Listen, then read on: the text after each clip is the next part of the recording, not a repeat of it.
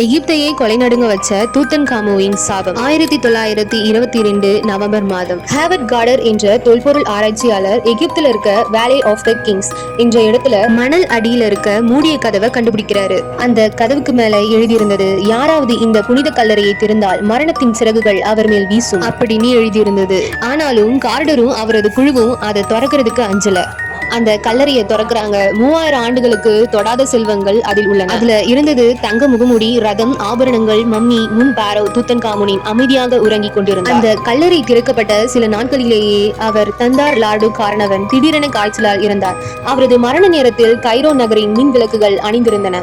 யாரெல்லாம் அந்த குழுல இருந்தாங்களோ ஒவ்வொருவரா அந்த ஒரு நாளைக்கும் இறக்க தொடங்குறாங்க. ஒருவருக்கு ஒருவர் விசித்திரமான முறையில் இறந்து போறாங்க. பாம்பு கடித்தது, ரத்த சுருக்கம், விபத்துகள், காரணமற்ற நோய்கள், மொத்தம் 20 பேருக்கும் மேற்பட்டோர் சில ஆண்டுகளிலேயே இறந்து போகிறார்கள். 100 ஆண்டுகள் கடந்தாலும் அந்த கல்லறையின் கதவு மேல் எழுதப்பட்ட எச்சரிக்கை இன்னும் உலகை நடுங்க வைக்கிறது. மரணத்தின் சிறகுகள் அவரை சுற்றும்.